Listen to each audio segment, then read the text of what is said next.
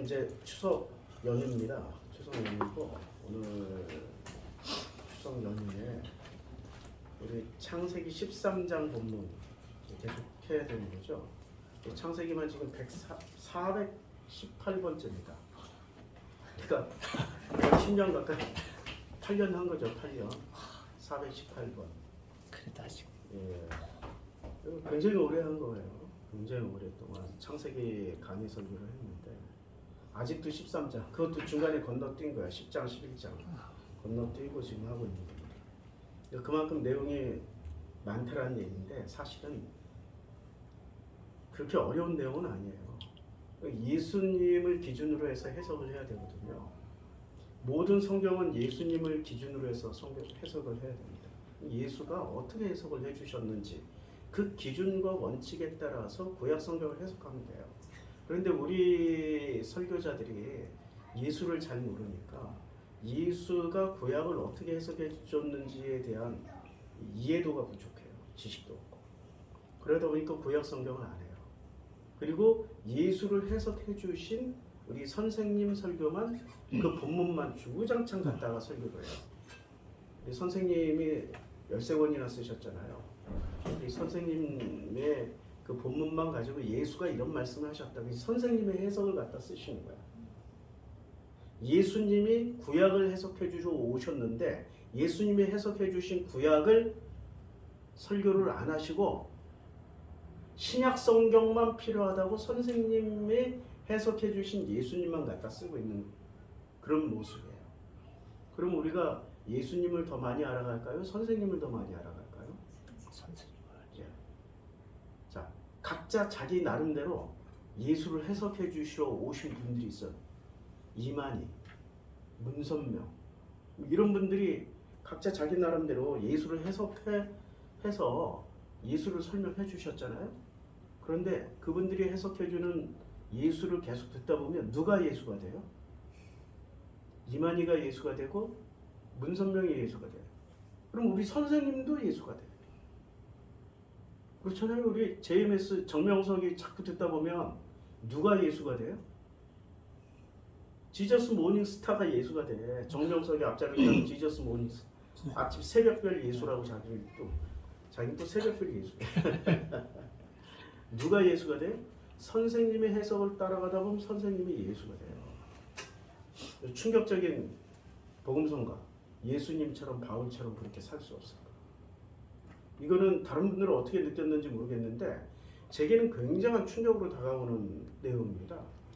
아니, 우리 예수 믿고 예수 따르러 오신 종교인데 그게 기독교잖아요. 근데 예수님처럼 바울처럼 뭐 그렇게 살 수 없을까 하는데 예수와 바울이 왜 동격이 되어야 되지?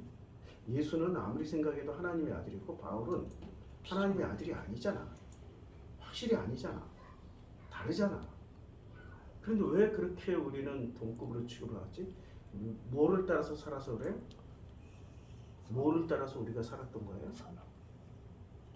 선생님의 설교를 따라가다 보니까 선생님의 예수 해석을 따라가다 보니까 진짜 예수를 만나는 게 아니라 선생님을 만나게 돼 있다라는 거예요.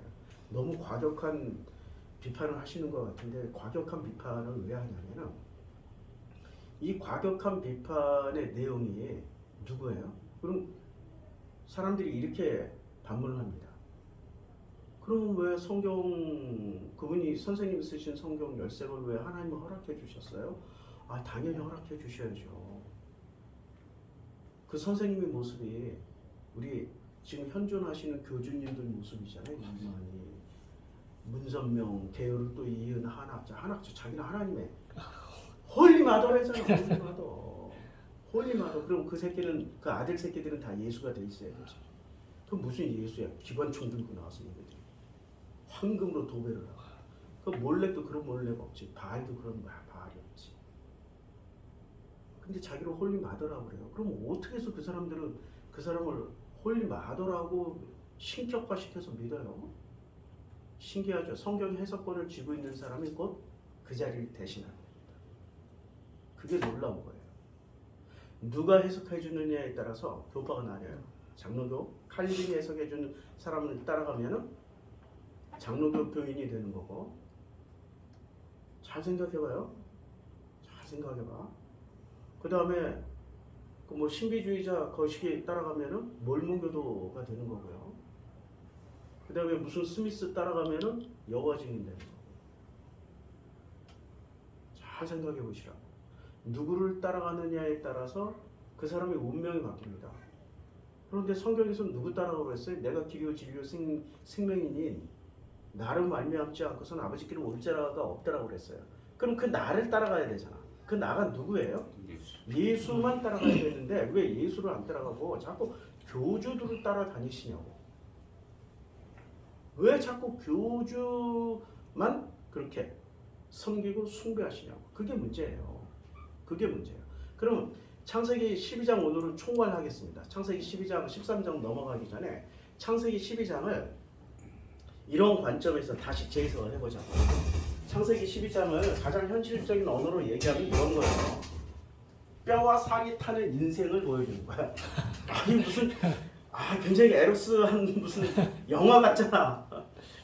뼈와 살이 타는 밤 하면은 딱 그 영화 제목이잖아. 근데 제목이 뭐라고요? 뼈와 살이 타는 인생이야. 우리의 인생은 뭐가 타요? 뼈와 살이 서로 부딪혀요. 살과 뼈가 붙어 있어야 되는데 살과 뼈가 마이크가 안 돼? 마이크 지금 돼요? 마이크가 안 되군요. 그러니까 뼈와 살이 타고 있는 그러니까 뼈와 살이 타는 인생이라는 관점에서 우리가 접근을 해야 된다고. 뼈는 뭐라고 생각을 하면 될까요? 뼈. 그러니까 이 뼈를 알기 위해서는 우리가 창세기 어디로 넘어가야 되냐면 뼈를 알기 위해서는 창세기 2장으로 넘어가면 돼요.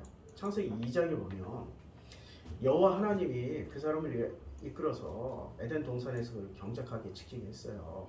근데 경작하게 지키게 했는데 여호와 하나님이 아담을 가만히 보시니까 여호와 하나님이 이르시되 사람이 혼자 사는 것이 좋지 아니하니 내가 그를 위하여 돕는 배필을 지으리라. 돕는 배필을 지으리라 그랬죠. 그래서 어떻게 해요? 여호와 하나님이 아담을 깊이 잠들게 하셨어요. 거의 뭐 죽여놓으신 거죠. 잠들면 그가 그 갈빗대 하나를 취하고 살로 대신 채웠어요. 그러니까 뭐가 됐어요? 여기서 최초로 등장하는 게 뭐가 등장해요? 뼈와 살이 등장해. 이게 뼈와 살이 타는 인생은 에로스가 아니고 무슨 내용이다? 가장 성경적인 내용이다. 가장 성경적인 내용이다. 그러니까 뭘로 채웠어요? 잠들매 그 갈빗대 하나를 취하시고 살로 대신 채우셨어요. 그리고 여호와 하나님이 이 아담에게서 취하신 갈빗대로 여자를 만드시고 뭐로 만드신 재료는 뭐냐? 뼈야. 뼈로 만들고 그러니까 뼈로 만들었어. 뼈. 살로 만든 게 아니라 뼈로 만들었다고. 중요한 거는 뭐로 만들었어요? 여자는 뼈로 만들고 살은 누구한테 채워준 거예요? 여자한테 채웠어요? 남자한테 채웠어요? 남자한테 채웠지. 그럼 남자는 뭐만 있었어? 뼈다귀만 있었고 이 뼈다귀가 나가는 순간 뭐가 결합이 됐어요? 뼈와 살이 만나게 된 거야. 뼈와 살이 만나게 된 거야. 요거 과정을 잘 이해하셔야 돼요. 아니 어떻게 그거 생물학적으로 불가능한데 그런 얘기 생물학적인 얘기 하려고 그러는 게 아니라 상징적으로 뭔가를 보여주시려고 하는 거라고. 자, 아담에게서 취하신 그 갈빗대로 여자를 만드시고 그를 아담에게로 이끌어 오셨어요. 아담이 이르되 이는 내 뼈 중에 뼈라고 그랬어. 근본은 뭐야? 이 여자의 근본은 뼈. 이제 이 뼈는 뭐가 됐어요? 여자가 된 거야. 원래 이 뼈는 누구 거였어요? 남자 거였어. 남자 거였는데 이 뼈가 여자가 됐어. 그리고 뼈를 주고 뭐를 받았어? 이 남자는 뼈를 주고 살을 받았어. 맞죠? 예. 뼈를 주고 살을 받았다니까? 그 다음에 내 뼈 중에 뼈요 살 중에 살이라고 그랬어. 그러니까 뼈 중에 뼈고 살 중에 살이야. 이게 남자가 받은 거는 이 살을 받았어요. 살을 받고 그리고 이 여자에게 뭐라고 말을 해요? 뼈와 살이라고 합쳐서 얘기를 해. 이게 도대체 무슨 얘기냐?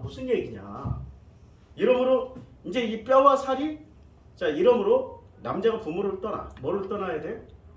부모를 언제 떠나?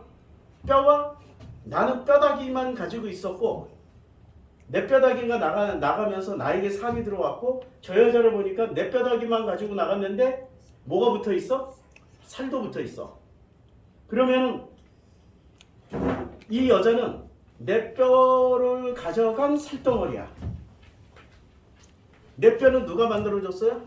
하나님이 만들어줬잖아. 남자 입장에서 하나님이 만들어주고 이 여자 뼈를 빼내는 순간 뼈다귀 없는 자리에 살이 들어온 거야.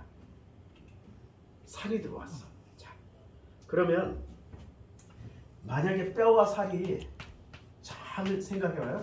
뼈와 살이 하나로 합쳐져서 혼연일체가 돼. 혼연일체가 되면은 이걸 뭐라고 그래요? 혼연일체가 돼 있어. 이걸 뭐라고 그래요? 이걸 몸이라고 그러죠.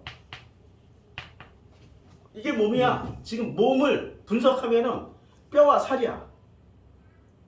몸은 뼈와 살이 합쳐져서 혼연일체가 돼야 돼. 근데 만약에 혼연일체가 안 돼 있어. 뼈하고 살하고 분리가 돼 있어. 그러면 어떤 일이 벌어져요? 뼈와 살이 분리가 돼 있으면 몸이 원하는 대로 뼈가 원하는 대로 움직이려고 해도 근육이 살이 움직이는 대로 움직이려고 해도 뼈가 안 따라오고 뼈가 원하는 대로 움직이려고 해도 살이 안 따라와. 그러면 이게 한 몸을 이룬 거야? 아니면 지금 한 몸 안에 두 몸이 돼 있는 거야? 그렇죠. 한 몸을 이루려면 어떻게 해야 돼요? 이러므로 남자가 부모를 떠나 그의 아내와 합하여 둘이 한 몸을 이루어야 돼. 이제 문제가 있는 거야. 요 사이에 혼연일체가 안 돼 있는 거야 지금. 그럼 언제 혼연일체가 돼? 부모를 떠나. 이러므로 남자가 부모를 떠나 그의 아내와 합하여야 돼. 부모를 떠나 그의 아내와 합하여야 돼. 그러면 합하여야 된다라는 이 말을 우리는 단순히 부부니까 잠자리를 같이 해서 하나가 된다라는 식으로 해석을 해요. 누가요? 문선명이. 그게 피가름이고. 그래서 거기는 집단 결혼식을 하잖아. 피가름이라는 이론이 우리나라에서 나왔어요. 참 신기해. 그게 100몇 년 전에. 그걸 받아서 대박 터트리신 교주님이 문선명 교주고 그걸 계속 이어서 한학자가 홀리 마더까지 된 그 이론이 뭐라고? 바로 이거야. 피가름이라고. 한 몸을 이룰지니라. 요걸 요렇게 해석해가지고. 근데 이 해석을 잘 보셔요. 뭔가 메시지가 담겨 있을 거 아니야? 뼈와 살이 혼연일체로 신경망과 근육과 피부와 세포가 뼈에 다 붙어 있어야 돼. 근데 이게 분리가 되어 있으면 이 사람은 자기가 원하는 대로도 갈 수 없고 원하는 행동을 할 수도 없고 원하는 아무것도 할 수가 없어. 생물학적으로 그렇게 돼 있단 말이야. 자, 그래서 둘이 한 몸을 이루어야 어떻게 돼요? 한 몸을 이루어야 제대로 사람이 되는 거야. 제대로 사람이 된다라는 이 말을 창세기 5장으로 건너가서 보면 남자와 여자를 창조하셨어요. 근데 이렇게 창조하실 때 하나님의 모양들을 지으셨어요. 본래. 그럼 하나님의 모양들을 지을 때 하나님의 모양, 자 하나님의 모양들을 지었어. 하나님의 모양이 어디에 담겨 있어요? 처음에는 하나님의 모양이 어디에 담겨 있어? 뼈에 담겨 있어요? 살에 담겨 있었어요? 뼈에 담겨 있었어. 그래서 뼈대라고 그러잖아. 근본은 뼈대라고. 근본은 1번 제일 근본은 뭐야? 뼈대. 뼈야 뼈. 이 뼈대에 뭐가 붙어 있어서 완성이 되는 거예요? 남자와 여자 사람이 살이 붙어 있어야 돼. 살이 붙어 있어야 된다고. 자, 창조하실 때 하나님 모양들을 지으셨는데 이 모양의 근본은 뭐로 설명해 주셨어요? 뼈야. 지금 통일교 교리를 깨는 중요한 내용이라고 이게. 각종 이단에 이상한 스스로 신이 되고자 하는 사람들의 교리를 깨는 그 사람들이 이미 교리가 먼저 들어왔고 그 교리를 바탕으로 해서 성경을 보니까 성경을 보는 거예요? 교리를 보는 거예요? 교리를 보는 거야. 아무리 성경을 이렇게 살피고 저렇게 살펴도 이미 자기 뼈대로 뭐로 세웠어요? 교리로 세웠어. 뼈대로 교리로 세웠기 때문에 아무리 살펴봐도 뭐만 보여? 문선명만 보여. 아무리 살펴봐도 누구만 보여? 예수를 만나려고 찾으면 찾을수록 성경에서 찾으면 찾을수록 신천지 교리 안에서는 누가 예수가 돼? 이만희. 그렇게 된다니까? 그럼 기독교에서는 아무리 예수를 찾으려고 노력을 해도 예수는 안 보이고 누가 안 보여? 우리 당회장님이나 선생님이 보여주죠. 예수는 못 봐. 선생님이나 진짜 제대로 공부 그 교리 시스템 안에서 우리 칼빈의 교리 뭐 이런 교리 시스템 안에서 열심히 공부하신 분들은 누구를 만나요? 예수 만나요? 칼빈 만나요? 선생님 만나요? 1차 선생님 만나고 좀 더 열심히 하면 아니 1차 칼빈을 만나고 좀 더 열심히 하면은 그 다음에 선생님을 만나. 그리고 그 선생님이 진짜 예수라고 믿고 그러고 가셔. 그래도 걱정하지 마. 구원받는데 지장 있다 없다? 없다. 교리는 이 지구상에 있는 모든 종교의 교리는 어디에 초점이 맞춰져 있어요? 구원, 천국과 지옥. 불교, 이슬람, 뭐 지구상에 존재하는 모든 교리는 어디에 초점이 맞춰져 있어요? 지금 현재 여기가 아니라 죽어서 죽을 때 우리가 구원받고 천국 가는 거예요. 신기하죠? 기독교 그러면 그거 가지고 또 싸워. 자력구원, 우리 기독교는 자력구원, 타력구원이라고. 아니 그런 헛소리 하지 마세요. 스스로 자기가 자기 자신을 구원할 수 있는 종교가 어디 있어요? 구원 못 받으니까 불교 가고 이슬람 가는 거 아니에요. 그런데 신기하게 이슬람 중에 시아파, 그러니까 페르시아, 지금 이란이에요. 이란의 교리는 특이해요. 신은 존재하셔. 그 신이 여호, 이분들은 아마 여호와라고 생각하는 것 같아요. 이름은 알라야. 근데 뭐라고 얘기하냐면 인간은 태어나서 죽을 때까지 자기를 완성시키다 가야 되는 종교예요. 천국 가자, 구원받자 이런 게 아니라 뭐를 한다고요? 이 사람들은 완성시키기 위해서 뭐를 해야 돼요? 공부도 하고 선한 일도 해야 되고 계속해서 자기를 찾아야 되고.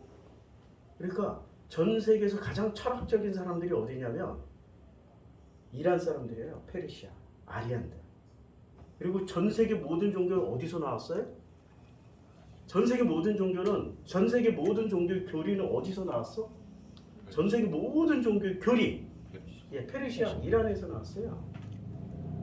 근데 정작 그 사람들의 교리를 천천히 들여다보면 이혼론 틀에 들어가 있긴 한데 어떻게 설명하냐면 나 자신은 태어나는 순간 죽을 때까지 하나님을 기쁘시게 해서 하나님께 영광을 돌리기 위해서 나를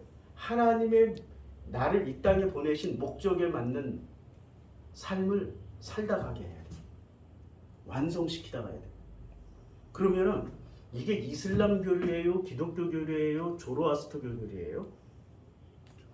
조로아스터 교리예요. 기가 막히죠? 지금 현존하는 종교 중에 제일 완성도 높은 교리를 가지고 있는 집단이 있다면 그게 이슬람의 시아파입니다. 수니파하고 완전히 다르게 수니파는 무식해. 폭탄 테러로 죽이고. 그러니까 내가 완성되는 그 기본이 뭐냐? 휴머니즘이에요. 인본주의라고. 휴머니즘. 그 인본주의가 나쁜 게 아니에요. 휴머니즘. 그래서 어린아이와 약자들을 보호해야 되고 그들을 위해서 내가 희생당하는 걸 가장 큰 하나님께 영광 돌리는 기쁨으로 알아야 돼. 야, 이거 무슨 우리가 알고 있는 이슬람 맞아? 그러니까 순위 폭탄 테러하고 사람 죽이는 건 순위파예요. 어린아이들을 막 도구로 써서 전쟁에 내몰고 하는 게 다 순위파라고. 근데 시아파는 그걸 강력하게 반대해. 우리는 너무나도 많은 걸 모르고 살고 있어. 우물 안의 개구리. 그런데 스스로는 다 안다라고 생각해. 그러면 그 뼈대가 근본이란 말이에요. 뼈대에 살이 붙는다는 건 뭐예요? 나라는 근본에. 자세히 다시 설명해 줄게요. 이거 굉장히 중요합니다. 요걸 알아야 비로소 아브라함이 왜 본토 친척 아비 집을 떠나야 되는지를 알게 되는 거죠. 자, 창조하실 때 하나님 모양대로 지으시는데 이것을 창세기 2장으로 얘기하면 뭐를 하나님의 모양 근본을 뭐로 세웠어요? 뼈다귀로. 뼈다귀로 표현한 거야 창세기 2장에선. 그리고 남자와 여자를 창조하셨어. 요거 이제 이때 살이 나온 거야 살. 이제 창세기 5장 1절은 뼈다야 뼈대. 아 이런 내용은 진짜 다른 데서 못 들어본 내용이니까 혼돈하지 마세요. 지금 이게 통일교 교리를 깨는 거야.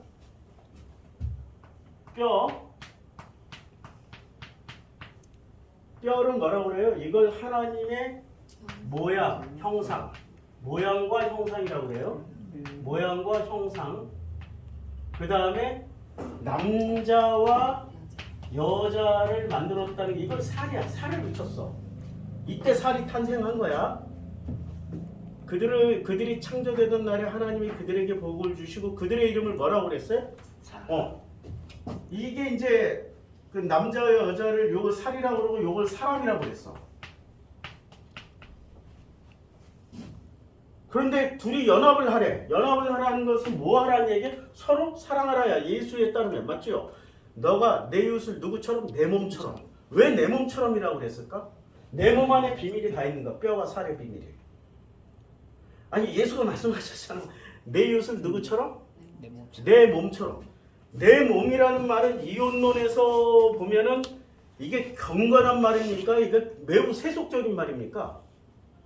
이혼론은 영혼은 아름답지만 살은 어떻게 생각해요? 몸은 부정한 거야. 세속적인 거라고. 그럼 예수님은 뭐를 깨러 오신 거야? 이혼론을 깨러 오신 거야. 그러니까 내 이웃을 누구처럼? 너의 영혼처럼 사랑하라고 얘기한 게 아니라 내 몸처럼 사랑해버린 거야. 이 말은 그때 당시에 바리새가 성경을 잘못 이해하고 있었어요. 어떻게 이해했어요? 하나님이 본래 주셨던 뼈와 살이 합쳐진 이론으로 해석을 하지 않고 뼈와 살을 분리해서 해석을 하고 있었다고. 그러니까 내 몸처럼 사랑하라고. 자, 사람이 서로 사람과 사람이 되면은 나오는 게 뭐야? 사람과 사람이 되면은 진짜 나오는 게 뭐야? 미움이 나와 사랑이 나와? 사랑. 우리말은 이걸 영어로 한번 써볼게요. love, 사람, man. 그 다음에 life, 인생이니까 life. man and women 뭐 이렇게 얘기하겠죠? 근데 영어하고 우리말의 차이점이 뭔지 아세요?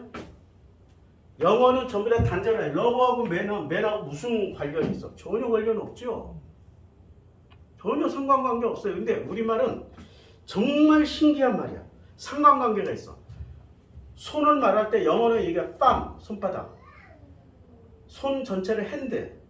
근데 palm하고 hand하고 연관은 아니에요. 전혀 분절해. 단절돼 있어. 손톱을 뭐라고 그래? finger. 네일. 아니 이게 finger, 이건 네일. 손가락, 손톱. 근데 우리말은 어떻게 되어 있어요? 손에 뭐가 들어가? 손이라는 것 안에서 이제 분해가 되기 손가락, 손톱, 손바닥, 손등, 손모가지. 우리는 또 아직까지 붙여가지고 또 더 분화시켜. 손모가지. 저 손모가지 확 끊어버린다. 이런 얘기. 그리고 우리말은 연관어야, 연관어. 하나가 시작된 그 하나에서 그 다음에 꼬리를 물고 계속. 그래서 우리나라에만 있는 노래가 있어요. 전 세계 없어. 원숭이 거시긴 빨가면 사과는 맛있으면 바나나 고기. 이게 지금 전부 다 단절되어 있는 개념인데 우리는 뭐로 묶어놨어요? 리듬으로 묶어서 전부 다 연관지켜. 뭐로? 그러니까 가만 보면 공통은 뭐가 빨가니까 사과고 사과는 맛있으니까 바나나고 바나나는 기르니까 기차. 계속 그 다음에 이 연결될 수 있는 개념을 던져주고 끌어오잖아. 근데 우리말의 의미로 하는 게 아니라 뭐로 해요? 발음으로 이어줘. 손바닥, 손등, 손가락, 손톱. 이렇게 연관으로 이어져. 발등, 발바닥, 발톱, 발가락, 발목. 하나를 알면은 계속해서 연관으로 이어지는 게 우리말의 특징이에요. 자, 그러면은 이 사랑이라는 말이 어디서 나왔을까요? 사랑이라는 말이. 사랑. 아니, 삶에서 나온 거지. 살이 사람이 되려면은 이게 아만 붙으면 돼. 살을 분석하면 리을이잖아. 나 이렇게 붙여서 사람 되죠? 그러면 사랑은 뭐야? 사람과 사람이 살아가서 서로 몸과 살과 뼈가 하나가 돼서 살아가는 걸 뭐라고 그래? 그걸 사랑이라고 그래. 그걸 삶이라고 그래. 이걸 또 삶이라고 그래. 사람은 왜 이 사람은 어떻게 해야 돼요? 사람은 서로 이렇게 인생. 우리말은 지금 이게 다 연관해. 그래서 우리가 이런 말을 쓸 때 우리만 이해할 수 있어. 예수의 말씀을 누가 이해할 수 있다? 대한민국 사람만 이해할 수 있어. 내 이웃을 내 몸처럼 사랑하라는 말은 서구인들은 죽었다 깨나도 이해를 못해. 왜 이해를 못해? 이걸 영어로 쓰면 다 분열이 돼 있다니까. love, man, life 이렇게 분절이 되어 가서 연관을 시킬 수가 없어요. 얘네들 말은. 근데 우리 말은 연관이 되기 때문에 이 개념을 이해하기가 너무 쉬운 거야. 그러니까 사람은 어디서 나왔어요? 사람의 근본은 뼈와 살에서 나왔어. 근데 뼈와 살이 만나서 서로 이 사람과 사람이 만나는 거야. 그러니까 사람과 사람이 살아가는 것을 뭐라고 그래? 삶이라고 그래. 삶이라고 그러고 이 삶에서 배워야 될 게 뭐야? 사랑이야, 사랑. 이거 그럼 거꾸로 가도 이게 해석이 돼. 사랑을 압축해 놨더니 이게 인생이야. 삶. 그럼 삶은 어떻게 돼? 사람과 사람이 만나는 거야. 이게 삶이야. 근데 이 사람은 어떻게 만들어져? 뼈와 살이 만들어져서 그래. 그러니까 사람의 근본은 단어는 우리말에는 뭐예요? 뼈에 그대 근본이 있어요? 살의 근본이 있어요? 뼈에. 뼈는 근본이고 뭐가 붙어서 우리가 사람이 된 거야? 살이 있어서. 뼈다귀에 살이 안 붙어 있으면 그건 사람이야? 그냥 뼈다귀야? 히브리어에는 이런 개념이 있어요. 히브리어에 그 엘리야의 제자가 누구죠? 엘리사였죠. 엘리사가 아람 군대가 군인이 죽어 있는데 뼈다귀가 있었다고. 뼈다귀 있어서 그 뼈다귀를 어떻게 했어요? 거기다가 자기 옷을 던져놨더니 그 뼈다귀가 살아나. 근데 에스겔의 환상에서도 아골골 쪽에 그 흰 뼈다귀만 있었어. 너무 오래돼서 희어. 그런데 그 뼈다귀가 어떻게 돼요? 뼈다귀에 살이 붙고 사람이 되고 군대가 됐어. 근본은 뭐야? 뼈다귀만 있으면 다 돼. 뼈다귀만 있으면. 이게 지금 구약 성경의 개념이야. 뼈다귀만 있으면 살이 붙고 사람이 돼. 창세기 2장에도 그랬잖아. 뼈다귀에 살이 들어오고 그 나갔던 뼈다귀에 살이 붙어서 사람이 되는 거야. 자, 그러면 이건 무슨 얘기일까? 이 뼈다귀와 살을. 뼈다귀는 지금 무엇을 얘기한다고요? 뼈대, 근본을 얘기를 해요. 근본. 다시 설명해 드릴게요. 굉장히 중요한 개념. 이걸 알아야 아브라함이 왜 본토 친척 아비집을 떠나야 되는지를 아는 거예요. 자, 뼈는 뭐라고요? 뼈는 뼈대라고 얘기하면서 이거는 근본이야. 바꿀 수가 없어. 뼈는. 살은 바꿀 수 있어. 성형수술해서 바꾸고 이렇게 띄어서 여기다 붙이고 여기 띄어서 여기다 붙이고.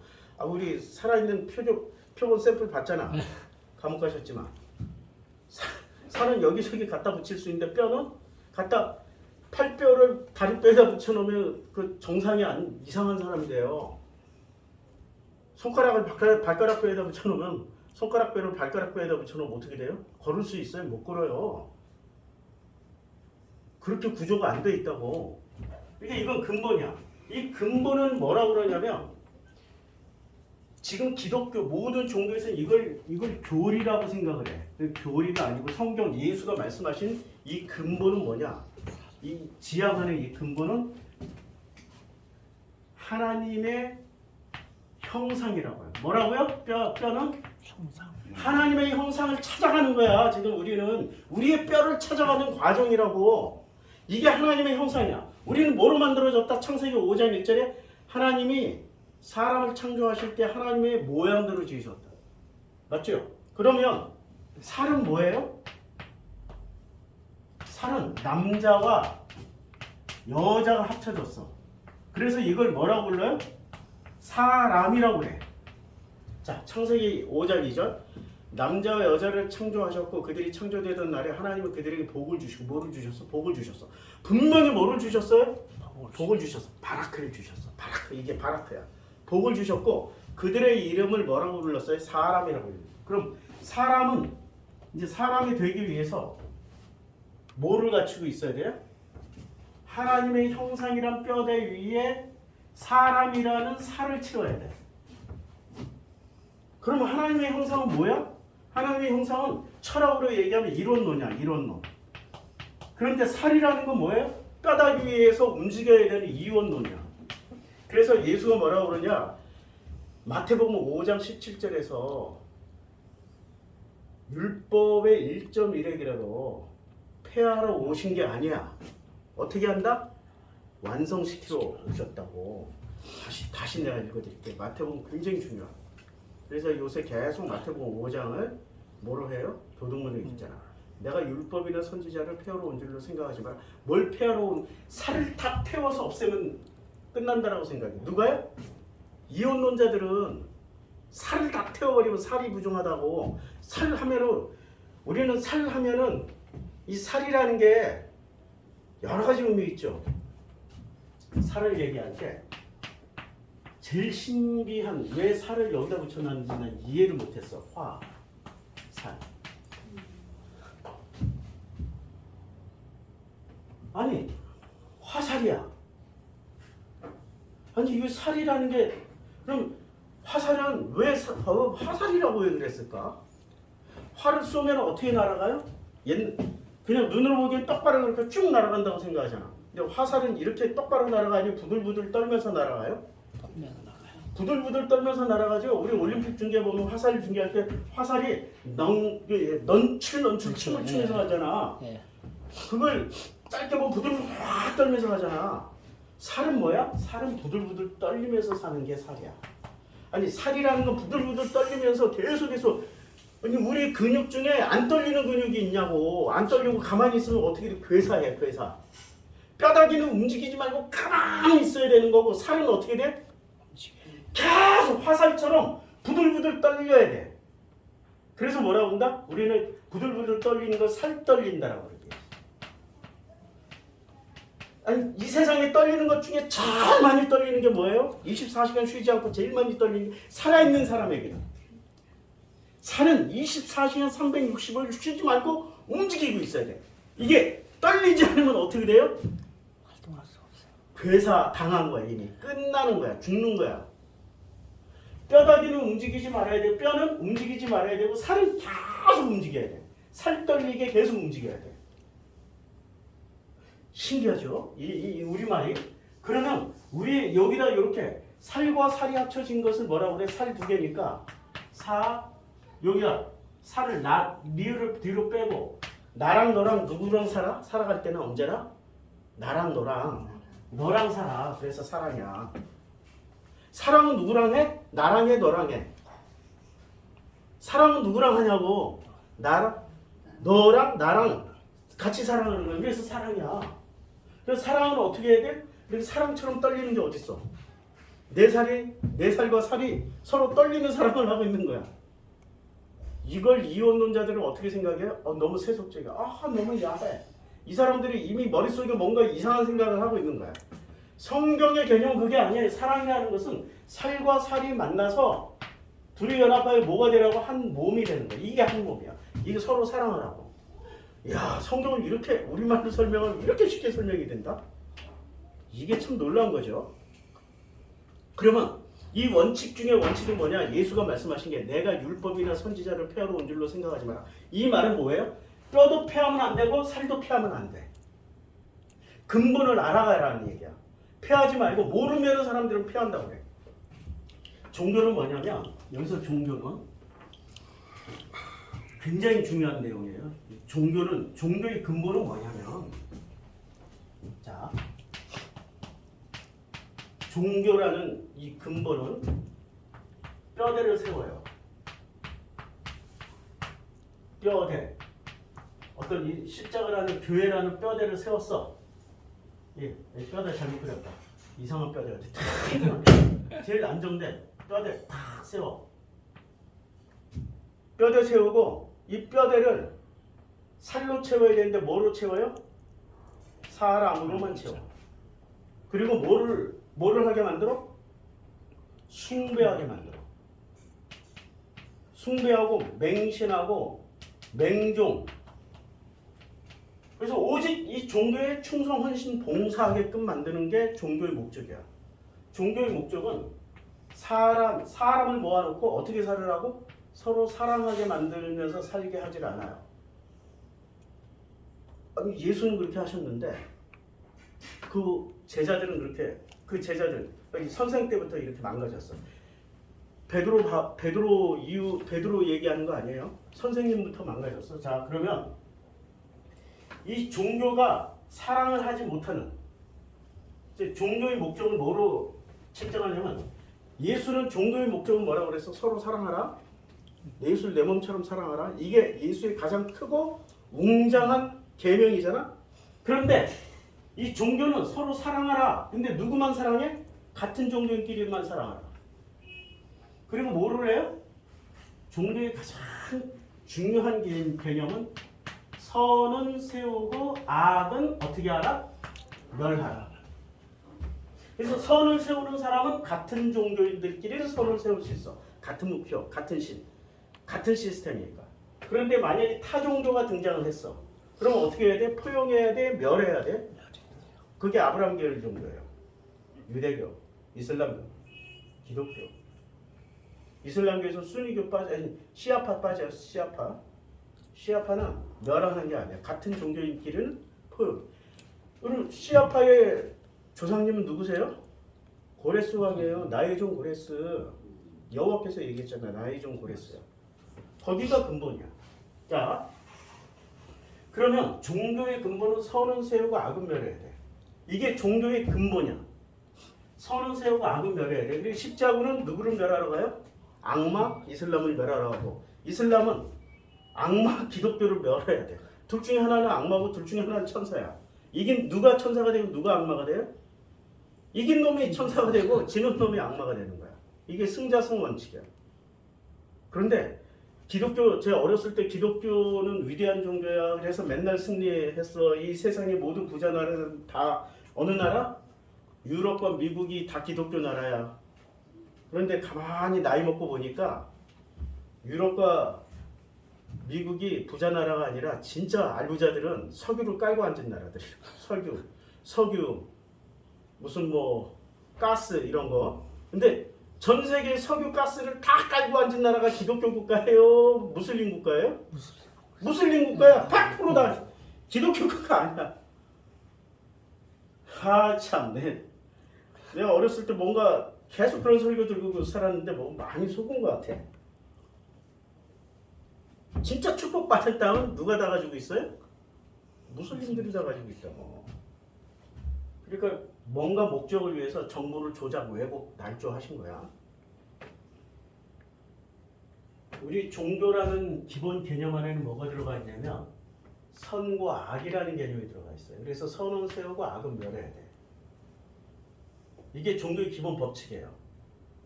그러면 이 세상은 지금 이 세상은 어떤 법칙으로 움직여져요? 종교의 법칙으로 움직여져. 자, 요새 새로운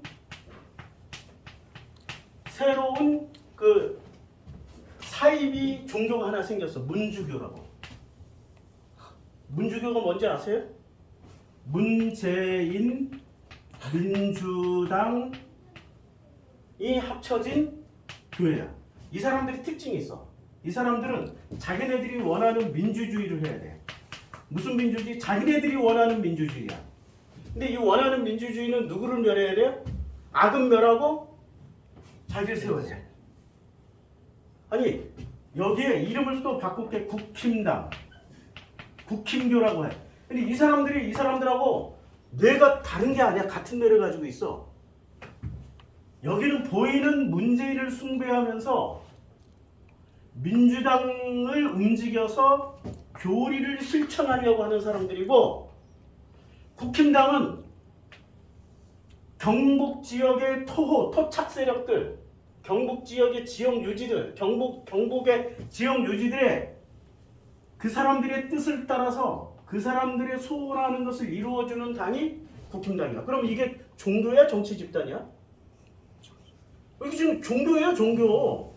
그리고 이 문주당의 아주 충실한 그 세뇌공자, 무슨 한학자를 따르는 그 사람들을 봐요. 그 젊은 애들이 막 티셔츠 입고 나와서 별짓 다 하는데, 와, 쟤들이 분명히 대학 다녔을 것이고 저기에는 온갖 직업, 판사, 검사 뭐 다 있을 텐데, 공무원도 있고 석박사 다 있을 텐데 왜 저런 짓을 할까? 제가 지난번에 얘기했죠. 사이비는 뭐라고? 사이비는 과학이다. 여러 번 말씀드렸잖아. 사이비는 뭐라고요? 과학이다. 무슨 과학? 심리전의 과학이다. 아유, 이제 떠날만 하면 이렇게 불러가지고, 아유, 나도 그랬어. 1년 전에 나도 막 갈등 생기고 떠나려고 그러는데, 아이, 세댁 조금만 참어. 우리 같이 기도하고 우리 서로 도와줄게. 확 도와주고. 그럼 또 이제 2년쯤 지나면 또 떠날만 하면은 이번에는 누가 찾아와요? 교단의 부목사나 전도사가 찾아와서, 아유, 많이 힘드시죠? 우리 다 이런 과정을 겪어요. 성경에 이렇게 나와 있잖아요. 성경 읽어주고 막 눈물 흘려서 기도해주면은 사람이 마음에 감동을 얻잖아요. 그럼 또 한 1년 다녀. 그렇게 한 1년 다니고 2년 다니고 3년쯤 다니잖아. 그럼 떠나라고 그래도 떠날 수 있어요? 못 떠나요. 왜? 이미 가스라이팅 당하고 세뇌 당했어. 이미 가스라이팅 당하고 세뇌 당한다고. 그럼 이 가스라이팅 시키고 세뇌 시키는 주체가 누구냐? 교회에서는 교인들과 그 목회자들이 가스라이팅을 시키는데, 문주당 같은 경우 누가 시켜요? 우리 털어준이가 시켜. 털어준, 주진우 뭐 이런 것들이 있어. 이런 것들이 끊임없이 가스라이팅을 해. 이걸 믿게 돼 있어. 한번 문주당이 들어가자면 이게 종교가 됐잖아. 그러면 이제 누가 악이야? 이 교주님을 비판하면 다 악이야, 다. 교주는 절대 건드리면 안 돼. 그러니까 종교의 본질은 누구를 지키기 위해서 만들어졌어요? 종교는 사람을 지키기 위해서 만들어졌어? 교주님을 지키기 위해서 만들어졌어? 우리 교황님 치면 돼요, 안 돼요? 우리 저 김삼원 당회장님 때리면 돼요, 안 돼요? 절대 안 되죠? 안 돼요. 이 특징이 뭐냐면, 종교의 특징은 교주님을 치면 안 돼. 그러니까 이게 지금 문주당이 문주교가 됐다는 증거는 문재인을 비판하면 돼요, 안 돼요? 근데 이재명은 비판하잖아. 확실하잖아. 무슨 일이 있어도 문재인을 비판하면 안 돼. 교주님이니까. 그러면 정치와 종교가 분리가 되어야 건강한 민주주의인데, 정치와 종교가 분리가 안 돼 있어. 그러면 누가 권력을, 문주당이 권력을 잡든 국힘당이 권력을 잡든 정치와 종교가 분리가 안 돼 있기 때문에 어떻게 돼요? 앞으로 우리 세상은 중세시대가 온다. 이거 차라리 얘기해주고 역사가 얘기를 해주는 거라고. 바꾸라고 얘기하는 거야. 자, 그러면 이 문주당이 된 사람들은 뼈를 뭐로 세웠어? 뼈를? 원래 뼈는 민주주의란 말이야. 뼈는 민주주의란 뼈다귀 위에서 세웠는데, 이 뼈다귀가, 민주주의라는 뼈다귀가 어떻게 살짝 바뀌어요? 뭐 때문에 바뀌었어요? 살 때문에 바뀌었어. 계속 가스라이팅과 세뇌 공작으로 인해서 바뀌어. 이게 그래서 이단, 사입이, 가짜 종교는 뭐로 움직여져요? 뼈다귀로 움직여지는 종교에 살 때문에 유지가 되는 거예요. 살만 태우면 끝나. 그런데 근본적인 종교, 진짜 종교는 뼈다귀에 살이 어떻게 돼 있어? 따로 놀아? 일체형이 돼 있어. 일체형이 돼 있어. 일체형이 돼 있기 때문에 여기는 목적이 선을 행하고 악을 행하는 게 아니라 일체형. 그럼 뼈는 살을 지금 이 구조에서는 뼈와 살이 일체형이에요, 따로 놀아요? 따로 놀기 때문에 뼈는 누구를 자꾸 미워해? 살을 미워해. 살은 자꾸 무슨 투정을 벌여? 뼈다귀 네가 왜 안 따라와? 이러고 할 거 아니야. 여기는 지금 분리가 돼 있다고. 분리가 돼 있잖아. 이걸 바리새라고 그래. 분리시키는 거야. 바리새. 그리고 자꾸 분리를 시켜.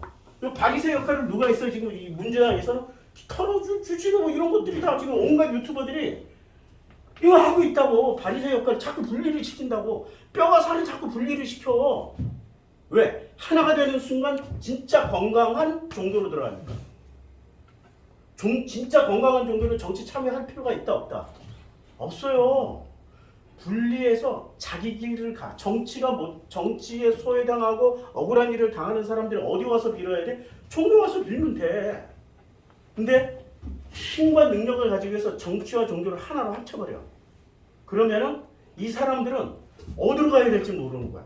여기서 힘들면 저기로 가서 좀 피해 있고 저기서 힘들면 이리 가서 있으면 되는데 이게 분리가 안 돼 있고 일체형으로 돼 있어 버리니까 이게 지금 얘네들은 지금 종교와 정치를 합쳐놨기 때문에 이 안에 들어간 사람은 종교인지 정치인지 헷갈리다가 그러고 살다가 가는 거야. 목사님 창세기 2장 하다 보면 지금 아브라함 얘기하려고 해요. 아브라함. 이제 아브라함 얘기 좀 할게요. 이제 45분 설교했어요. 이게 지금 무슨 얘기냐면 아이고 이제 힘들어서 창세기 12장으로 넘어갈게요.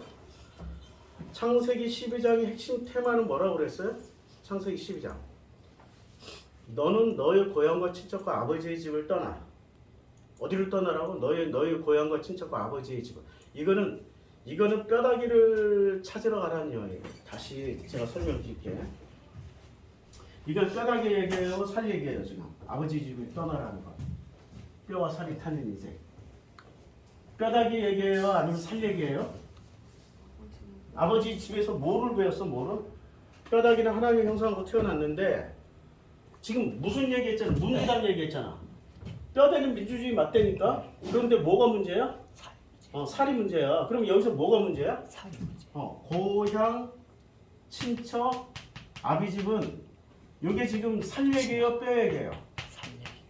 다른 살로 채워진 거야. 다른 살로. 뼈대는 뭐야? 이 아브라함의 뼈대는 뭐로 만들어졌어요? 하나님의 형상. 하나님의 형상. 그러면 하나님의 형상이 자기 살을 찾기 위해서는 어떻게 해야 돼? 창세기 2장에 나오잖아. 본토 친척 아비집을 떠나라고. 다시 창세기 2장으로 건너가서 보여드릴까요? 창세기 2장에 가서 보면 자 여호와께서 이러므로 남자가 누구를 떠나요? 부모를 떠나라고.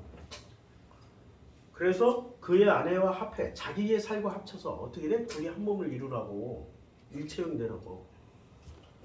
이걸 제일 잘 설명해주는 성경 본문이 아브라함 얘기예요. 너는 너의 고향과 친척과 아버지 집을 떠나. 우리는 아브라함을 어떻게 인식을 하가지고 완벽한 인간이라고 생각해요. 아니, 세상에 하나님 빼고 완벽한 피조물이 어디 있어요? 하나님만이 완벽해. 피조물은 아무것도 완벽한 게 없어. 다 부족해. 다 부족하다고. 왜 자꾸 인간만이 스스로 신이 되어서 인간은 가장 완벽한 존재, 나는 가장 완벽한 존재라고 착각을 하고 있냐고. 나는 완벽하지가 않아. 나는 언제나 나는 사람이기 때문에 계속 나는 사람이기 때문에 나는 사람이야. 근데 사람의 근본은 살이야. 살이기 때문에 어떻게 돼요? 맨날 떨려. 24시간 365일을 쉬지 않고 어떻게 살아요? 부들부들 떨면서 화살 부들부들 떨면서 날아가듯이 나는 그게 무슨 증거야? 나는 살아있다는 증거야. 죽은 자는 살이 안 떨려. 사는 사람은 살이 떨게 돼 있다고. 그래서 이 살이 안 떨리기 위해서 자꾸 뭐를 붙잡아야 돼? 뼈를 붙잡아야 돼. 단단한 뼈를 붙잡고 최소한으로 좀 떨림을 좀 방지하고 싶어. 뼈를 붙잡아야 되는데 살과 뼈가 서로 붙어 있으려면은 이 사람이 살아갈 때 사람과 사람이 서로 모여서 뭐를 해야 돼요? 사랑을 하는 거야. 이 살은 너랑 사랑을 해. 사랑이라는 게 뭐예요? 살과 살이 서로 부들부들 떨리는 살들끼리 만나서 안착을 하자라고 얘기를 하는 거야. 우리말로 설명하는 거예요. 너무 이게 다른 상상하지 마시고.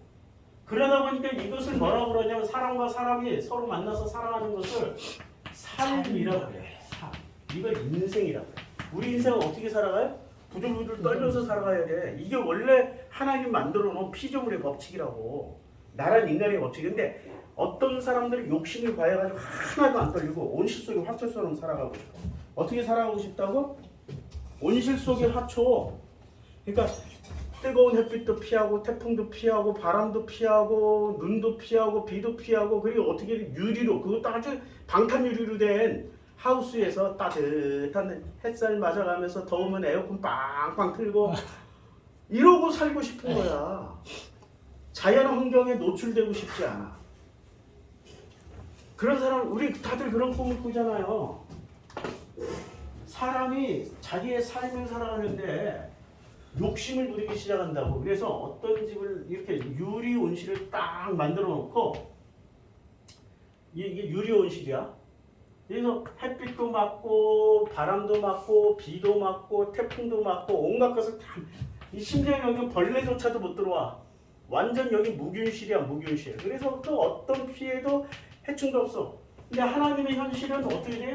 햇빛도 내리고 바람도 불고 태풍도 불고 눈도 내리고 이게 현실이야. 요걸 우리는 어느 걸 살아가고 싶냐고. 무균실 살아가고 싶어요. 이 밖에 나가서. 근데 이 밖에는 심지어 벌레도 있고 곤충도 있고 사자도 있고 호랑이도 있어. 늑대도 있고 뱀도 있고. 어디서 살고 싶냐고. 솔직하게 얘기해보라고. 솔직하게. 어디서 살고 싶으세요? 묵은실. 무균실에서 살고 싶죠. 여기는 내가 원하는 거 다 먹을 수 있고 다 이걸 뭐라고 그러냐면 이걸 천국이라고 그래 사람들이. 이 천국에서 살고 싶은 거야. 이렇게 살고 싶으면 자 이렇게 살았어. 이제 여기서 태어나서 50년을 사는 사람이 있고 이 밖에서 50년을 사는 사람이 있어. 50년 후에 이 사람이 여기로 오고 이 사람이 여기로 가. 그럼 이 사람은 생존 확률이 얼마나 돼요? 밖에 나오는 순간. 생존 확률이 며칠 안 되고 50년을 밖에서 단련되고 사는 사람이 이 안에 들어가면 생존 확률이 어떻게 돼? 무지하게 더 오래 살아. 50년 이상은 더 살아버릴 수 있어. 이해가 돼요? 네. 아, 맞는 얘기지? 네, 맞습니다. 맞는 이걸 관념이라고 그래. 관념. 이걸 현실이라고 그래.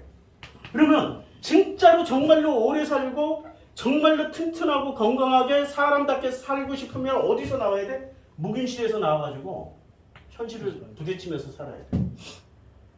이 현실에서는 누구를 만나요? 하나님을 만나. 진짜 하나님. 햇빛과 비를 주시는 하나님을 만났는데 이 안에서는 햇빛과 비를 막아주시는 하나님이야.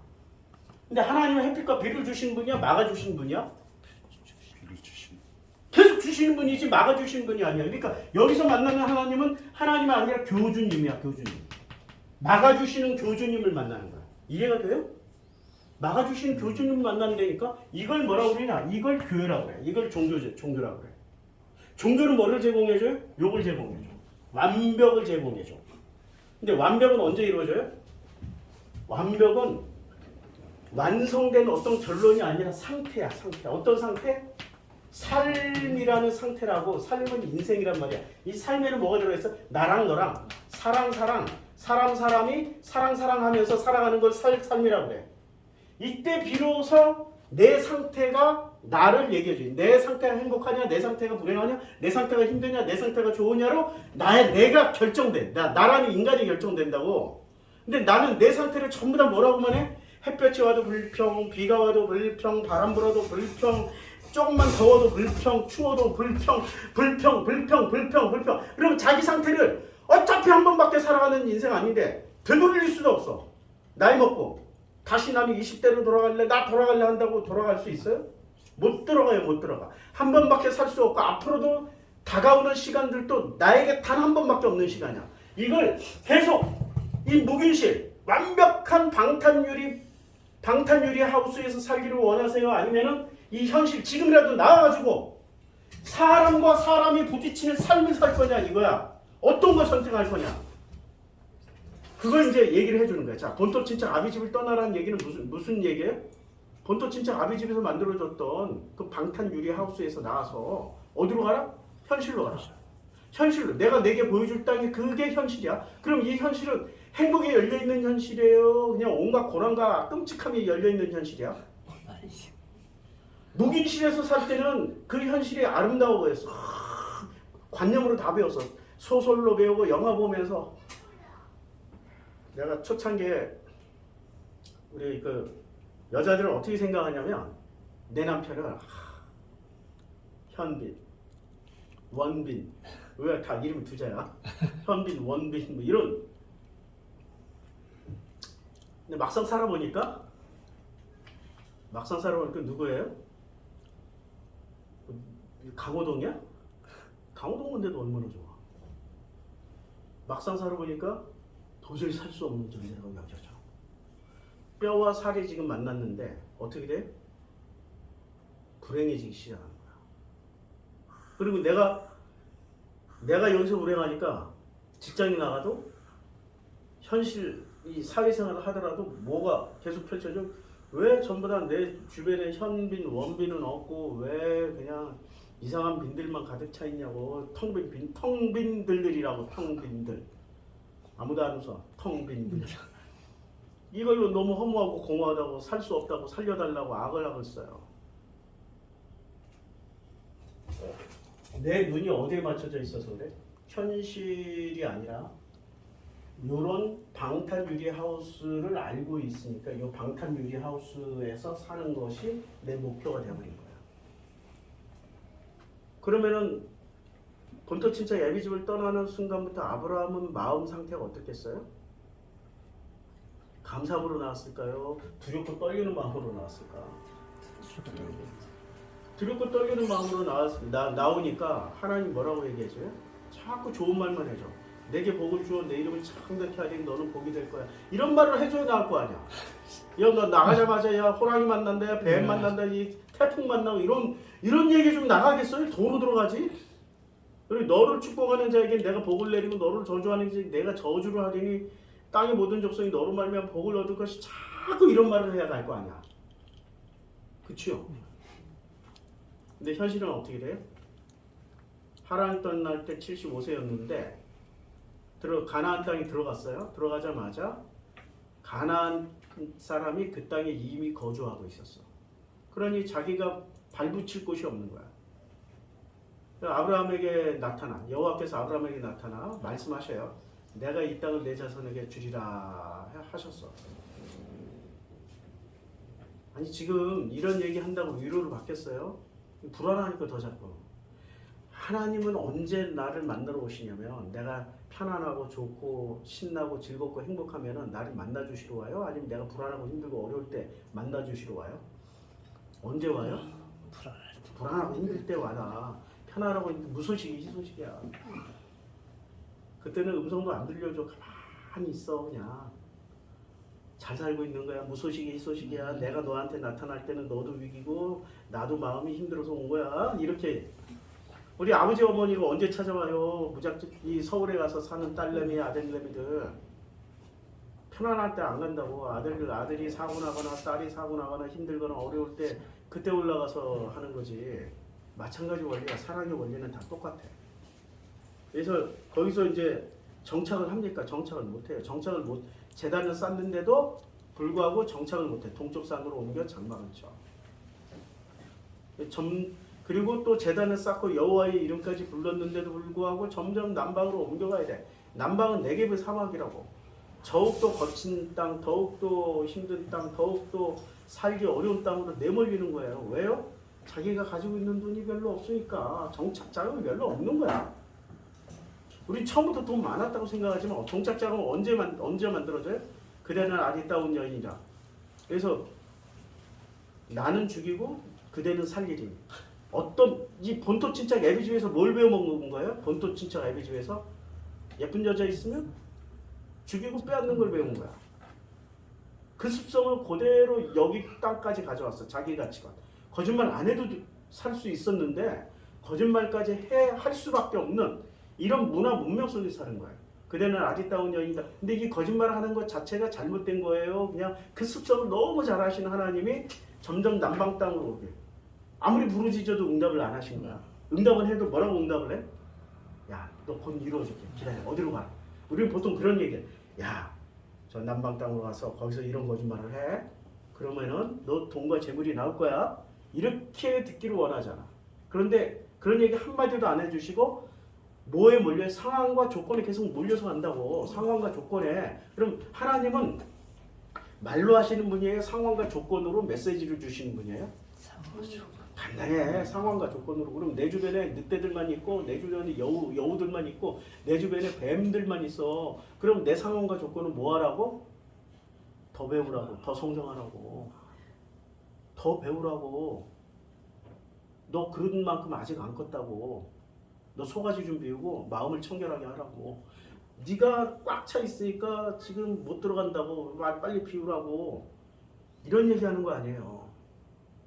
아니 나는 사고로 그러니까 네가 너 마음속에 어떤 걸 자꾸 비우라고. 이제는 나에게 생기면은 이건 내 거 아니고요. 아버지 거예요. 100% 이제 100%는 좀 심했고 한 95%는 아버지 거고 5%는 내가 가질게. 5%만이라도 줘. 그렇게 해서 제가 읽은 책 돈 벌 이유 돈 쓸 이유 그 책에 그 여자분이 60대야. 그 교인이 60대 여자야. 근데 아줌마야. 살림만 했어. 근데 이분 그 목사님 설교를 듣고 95%는 다 하나님 거예요. 5%만 주시면은 저는 5%만 가져도 행복하게 만족하며 살게요. 했더니 세상에 1년에 200만 달러씩 벌어. 이 아줌마가 살림만 하던 분이. 그 법칙을 지금까지 지켜. 95%는 아버지 거. 나는 5%만. 200만 달러에서 5%가 얼마예요? 우리나라 돈으로 한 25억? 맞나? 200만 달러면? 25억쯤 되죠? 200만 달러면? 그러니까 10만 달러가 1억 뭐 4천이잖아. 그러면 거기서 자기한테 5%면 얼마야? 10%면은 벌써 억이 넘지. 5%만 떼어도 5%만 떼어도 1억 4천쯤 되지. 연봉으로 치면 1억 4천 연봉 아니야. 한 달에 1,000만 원 이상씩 번다는 거 아니야. 이야. 어떤 거 할래? 95% 내가 먹는 거 할래? 5%만 가자. 계산 잘했다니까? 계산법을 바꾸라는 얘기야. 그대는 아리따운 여인이라. 이 말은 자기 계산법대로 해봤어. 그런데 자기 계산법대로 했더니 불행이 또 시작되는 거야. 나는 그대로 말미암아 안전하고 그대로 말미암아 안전하고. 그러니까 이 사람은 돈 버는 것도 목적이 아니고 뭐가 목적이에요? 생존이 목적이었어. 생존이 목적이었다고. 지금 돈 버는 것도 목적이 아니야. 그대로 말미암아 나는 안전하고 내 목숨이 그대로 말미암아 보존되리라. 이 핵심 키워드는 뭐예요? 생존이라고. 지금 몰리다 보니까 뭐만 남았어요? 생존만 하면 된다. 바닥까지 친 정도의 상태가 된 거야. 그랬더니 어떻게 됐어요? 아니 그 어떤 아브라함이 양과 소와 노비와 암소 나귀와 낙타를 얻었더라. 나갈 때 바로가 그의 이를 명하며 그들이 그와 함께 그의 안에 모든 소유를 어떻게 돼요? 다 보내버렸어. 생존만 생각할 정도로 바닥을 쳤는데도 불구하고 하나님은 그 생존의 바닥을 친 그 사람에게 뭐를 줬어요? 그가 비로소 다시 가나안 땅에 들어갈 때는 아브라함에게 가축과 은과 금이 풍부해서 이제는 정착할 수 있게 된 거야.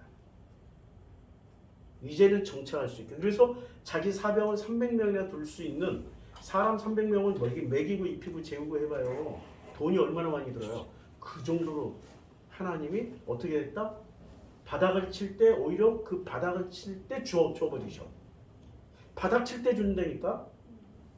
잘 나갈 때 주는 게 아니야. 바닥 칠 때 줘. 그러니까 하나님하고 계약을 잘 맺으라고. 나 11조만 낼게요. 해도 되고 95%는 아버지 거예요. 그 교회다 내라는 얘기 아니에요. 정말 내가 이제까지 못했던 하나님의 은혜를 갚는 방법을 할게요. 이 세상에 도울 사람들 얼마나 많아. 내가 도울 사람들. 나의 도움을 필요로 한. 그러니까 나를 통하여서 하나님이 도움을 주실 분들이 있을 거 아니야. 나라는 인간을 통해서 내가 통로야. 누군가의 도움이 흘러가야 돼. 근데 나를 그렇게 키워놓는 목적이 뭐예요? 가서 흘려보내라고. 목적을 그렇게 정하라고. 나는 어려서부터 그게 됐는데 어려서는 그렇게 됐어요. 정말 가난하고 힘든데. 그런데 요새는 나도 우선순위가 그게 아니야. 나부터 좀 채워야 되겠다. 하도 힘드니까. 그런데 요새 다시 바꾸고 있어요. 아, 내 어렸을 때 모습을 다시 찾아야 되는구나. 라면 딱 2봉지 가져왔는데 그걸 육교위에 그분에게 드렸을 때 이렇게 나보다 당신에게 더 필요할 것 같은데 가져와 그냥 주지 마세요.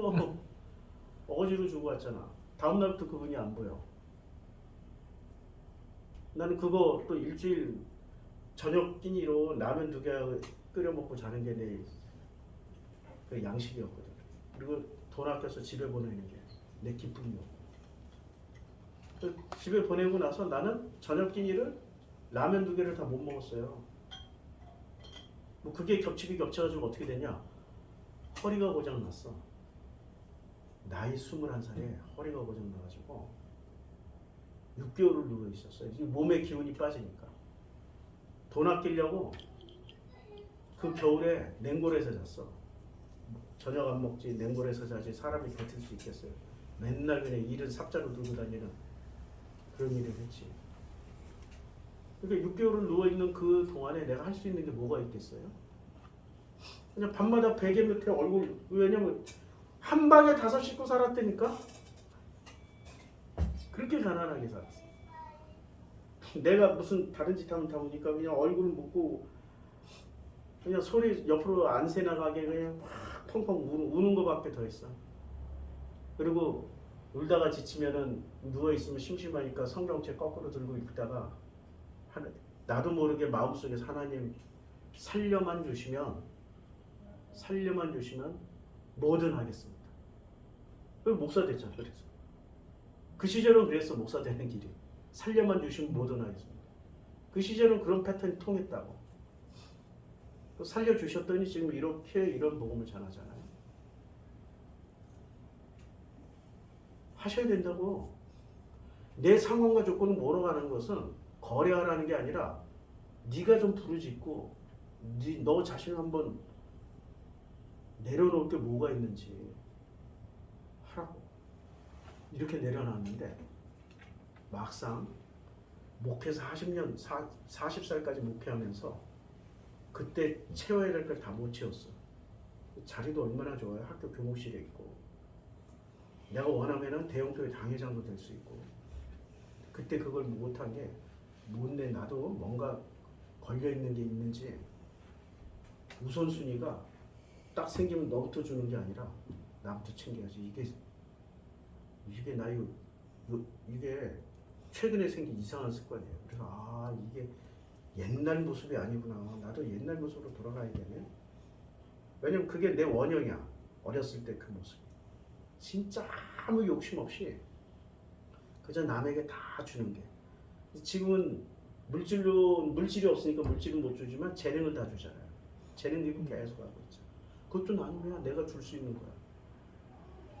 뭐든지 내가 줄 수 있는 걸 찾아서 나눠주세요. 그게 시작이라고. 은과 금이 풍부했어요. 근데 은과 금이 풍부했으면 나눠줘야 되잖아. 안 나눠주니까 어떤 일이 벌어져요? 자기 롯이 잡혀가잖아. 쓸데없이 돈 많이 쓰잖아. 다시 구출해내라고. 계속해서 문제들이 생겨요. 안 나눠줘. 못 나눠줘. 뭉쳐지는 거야. 참 신기해. 왜? 하나님 뼈대는 이 세상에 뼈대는 은혜라는 뼈대를 세웠는데 살은 뭐야? 살은 선악법칙이야. 인과응보 법칙이야. 이걸 잘 이해를 하셔야 돼요. 네, 다음 주에는 이거 설명하겠습니다. 인과응보의 법칙. 인과응보의 법칙은 폐하러 온 게 아니야. 하나님이 선악법칙을 폐하러 오신 게 아니야. 인과응보도 폐하러 온 게 아니야. 이걸 잘 활용하라고. 우리에게 주신 선물이라고. 우리에게 주신 선물, 인과응보 법칙도 잘 활용하시면 됩니다. 기도하겠습니다. 하나님 감사합니다. 이 모든 세상의 모든 법칙의 우선은 아버지의 은혜입니다. 이 아버지의 은혜를 마음껏 잡고 누리고 살다 갈 수 있도록 축복하여 주시옵소서. 예수님의 이름으로 기도드렸습니다. 아멘. 자, 찬송가 310장입니다. 301장입니다.